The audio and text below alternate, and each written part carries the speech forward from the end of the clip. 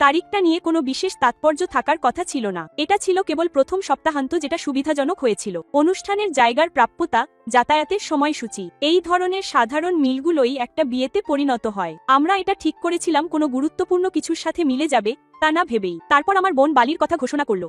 এটা কোনো সাধারণ ভ্রমণ নয়, বরং খুব যত্ন করে পরিকল্পনা করা একটা অবকাশ যাপনের জায়গা, যাকে পবিত্র কিছুর মতো করে উপস্থাপন করা হয়েছিল। সেই সময়ের কথা বলল কিভাবে সবার সেখানে থাকা দরকার, কিভাবে এটা সব ক্ষত সারিয়ে তুলবে। আমার বাবা মা সঙ্গেই রাজি হয়ে গেলেন, যেমনটা তারা সবসময় ওর সাথে দ্রুত এবং পুরোপুরি রাজি হয়ে যেতেন। তুমি তারিখটা বদলাতে পারো, আমার মা এমনভাবে বললেন যেন এটা একটা সামান্য পরিবর্তন। আমার মনে আছে আমি তার দিকে তাকিয়ে অপেক্ষা করছিলাম কখন তিনি তার অনুরোধের কথা স্বীকার করবেন, কিন্তু তা হলো না। আমরা তো ইতোমধ্যেই নিমন্ত্রণপত্র পাঠিয়ে দিয়েছি, আমি বললাম তোমরা নতুন করে পাঠাতে পারো। বেশ কিছুক্ষণ এভাবেই চলল, উচ্চস্বরে নয়, বিস্ফোরকভাবেও নয়, কেবল বিভিন্ন সুরে বারবার ফিরে আসা একটা স্থির চাপ, যুক্তি, হতাশা, চাপা অভিযোগ। আমার বাবা ব্যাপারটা আরো সহজভাবে নিলেন। তিনি বললেন, যদি তোমরা তারিখ না বদলাও আমরা আসব না। তিনি গলা চড়ালেন না, তার দরকারও ছিল না। এক মুহূর্তের জন্য আমি প্রায় হ্যাঁ বলেই ফেলেছিলাম। রাজি হয়েছিলাম বলে নয়, বরং না বলার পরিণামটা বুঝতে পেরেছিলাম বলে। আমি ইতিমধ্যেই খালি চেয়ারগুলো, প্রশ্নগুলো,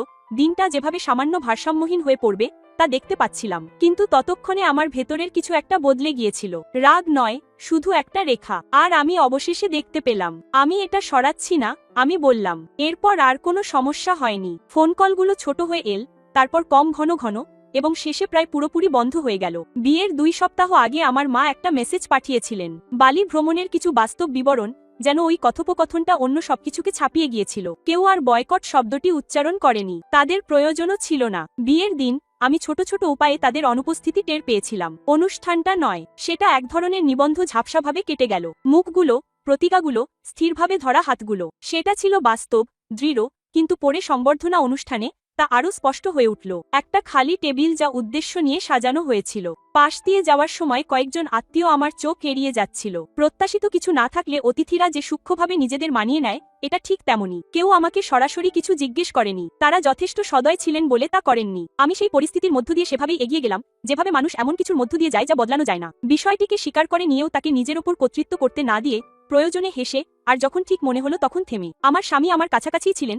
কিন্তু সারাক্ষণ আমার উপর নজর রাখছিলেন না। তিনি শূন্যস্থান পূরণ করেননি, আবার তিনি আমাকে পুরোপুরি গ্রাস করতেও দেননি। রাতের খাবারের পর বক্তৃতা শুরু হলো। সেগুলো প্রত্যাশিতই ছিল। উষ্ণ আলো, যত্ন করে বেছে নেওয়া গল্প, আর মৃদুমন্দ বাতাস যা সহজেই উপরে উঠে আবার নিচে নেমে যাচ্ছিল। আমি ক্ষণিকের জন্য নিজেকে বিশ্বাস করতে দিলাম যে সেই অনুপস্থিতির কথা উল্লেখ না করেই রাতটা কেটে যাবে। তারপর তিনি উঠে দাঁড়ালেন। তিনি তার গ্লাসে টোকা দিলেন না, মনোযোগ আকর্ষণের চেষ্টাও করলেন না। তিনি শুধু দাঁড়িয়েছিলেন আর লোকজন তাকে লক্ষ্য করল। কথা বলার সময় তার কণ্ঠস্বর অন্যদের চেয়ে জোরালো ছিল না, কিন্তু তার প্রভাব ছিল অন্যরকম। লোক দেখানো নয়, কোনো প্রতিক্রিয়ার খোঁজেও নয়। তিনি বললেন, কারো সাথে জীবন শুরু করার অর্থ কি তা নিয়ে আমি ভাবছিলাম। কয়েকজন তার দিকে ঝুঁকে এলেন, তার চারপাশের পরিবেশটা নরম হয়ে এল। তিনি বলতে থাকলেন, আমাকে এই বিশ্বাস নিয়ে বড় করা হয়েছে যে পরিবার সবসময় পাশে থাকে, এমনকি যখন তা অসুবিধাজনক হয়, বিশেষ করে তখন।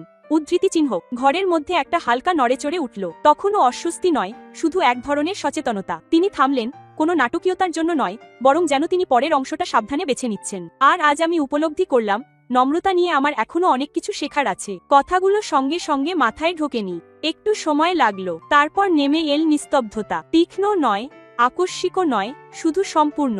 200 জন মানুষ, সবাই একসঙ্গেই বুঝে গেল যে উদ্দেশ্যহীনভাবে কিছু একটা বলা হয়েছে। এরপর যখন তিনি কথা বললেন, আমার দিকে তাকালেন না। আমি কৃতজ্ঞ, তিনি বললেন, এমন একজনকে বিয়ে করতে পেরে, যে শুধু অন্যদের সুবিধা করে দেওয়ার জন্য নিজেকে ছোট করে ফেলেনি।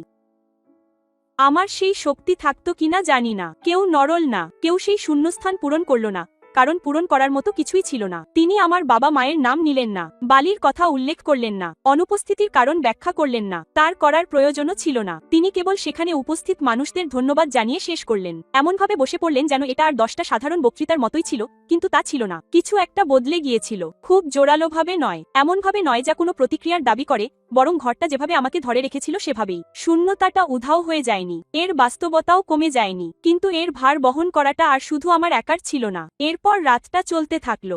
গান, কথাবার্তা, আর একটা দীর্ঘদিনের ধীর অবসাদ। কয়েকজন আমার চোখের দিকে অন্যভাবে তাকালো। করুণা নিয়ে নয়, কৌতূহল নিয়েও নয়, শুধু চেনার দৃষ্টিতে। আমি এর পেছনে ছুটিনি, একে আরো এগিয়ে নিয়ে যাইনি। আমি শুধু একে থাকতে দিয়েছি। পরে যখন সবকিছু শান্ত হয়ে গেল এবং বেশিরভাগ অতিথি চলে গেল, আমি খালি টেবিলটার কাছে এক মুহূর্তের জন্য দাঁড়ালাম। এখন এটাকে আরো ছোট লাগছে, অথবা হয়তো আমিই ছোট করে ফেলেছি। আমার স্বামী আমার পাশে এসে দাঁড়ালো, প্রথমে কিছুই বলল না। তোমার এটা করার দরকার ছিল না। আমি বললাম, না। সে উত্তর দিল, এটুকুই, কোনো ক্ষমা প্রার্থনা নয়, কোনো কৈফিয়ত নয়, শুধু উপলব্ধি। আমি শেষবারের মতো সেই জায়গাটার দিকে তাকালাম যা তাদের জন্য তৈরি করা হয়েছিল। এটাকে আর ক্ষতের মতো মনে হচ্ছিল না, ঠিক তা নয়, বরং একটা সীমানার মতো, যা আমি অবশেষে পরিষ্কারভাবে দেখতে পাচ্ছিলাম। এটা তাদের ফিরিয়ে আনেনি, এটা কোনো কিছুর সমাধান করেনি, কিন্তু এটা সাহায্য করেছে। আর প্রথমবারের মতো সেটাই যথেষ্ট।